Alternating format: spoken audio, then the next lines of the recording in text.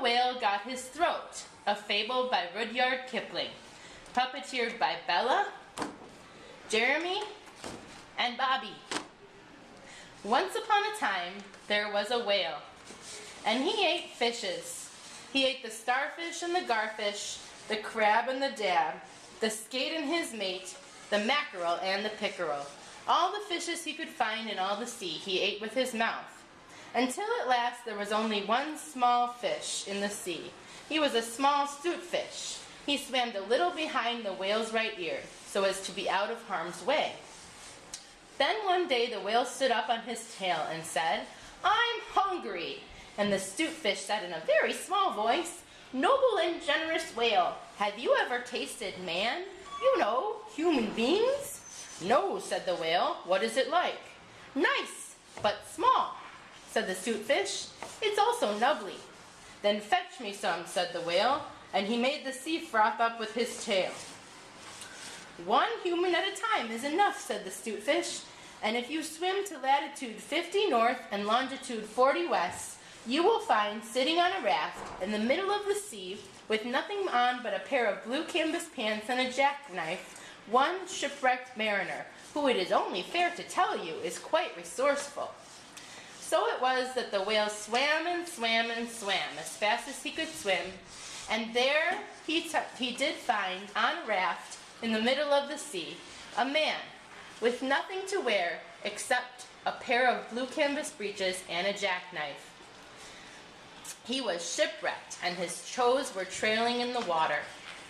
Just then the whale opened his mouth back and back and back and back, till it nearly touched his tail, and he swallowed the shipwrecked mariner, and the raft he was sitting on, and his blue canvas breeches, and his jackknife. He swallowed them all down into his dark stomach, and then he smacked his lips and turned to dance on his tail. But as soon as the mariner, who was a very resourceful man, found himself inside the whale's warm, dark insides, he jumped and thumped and bumped, and pranced and he danced, and he banged and he clanged, and he prowled and he howled, that man, and he cried and he sighed, and he crawled and he bawled, and he stepped and he leapt and he danced hornpipes, and the whale felt most unhappy indeed. The whale then called to the stute-fish, "Hey, stute-fish, this man is very nubbly indeed, and he is making me cough. What should I do?" "Well, tell him to come out," said the stute-fish.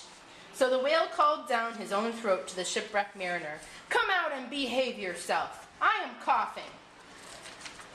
"Nay, nay," said the mariner, "not right now. Take me to my home shore on the cliffs of Albion, and I'll think about it." And then he began to dance and prance more than ever, making such a stir inside of the whale's belly. "You had better take him home," said the stute-fish to the whale. "I ought to have warned you, he is a resourceful man." So the whale swam and swam and swam, with both flippers and his tail, as hard as he could, while coughing. And at last he saw the mariner's native shore. He rushed halfway up the beach at the top of the water, opened his mouth wide and wide and wide, and said, "Change here for Winchester." And just as he said that, the mariner hopped out of his mouth. But while the whale had been swimming, the mariner, who was indeed a person of resourcefulness, had taken his jackknife and cut up his raft into a little square of grating all crisscross. He had tied it firm with his suspenders, and he dragged the grating good and tight into the whale's throat. There the grating was stuck. And then the mariner recited the following: "By means of a grating I have stopped your eating." And he stepped out onto the dock and went home to his mother, and he married and lived happily ever after. So did the whale and the stute-fish. But from that day on, the grating in his throat, which he could neither cough nor swallow, prevented him from eating anything except for very small fish. And that's the reason why whales nowadays never eat men or boys or little girls. The end. Everyone take a bow. Puppets bow. Yay.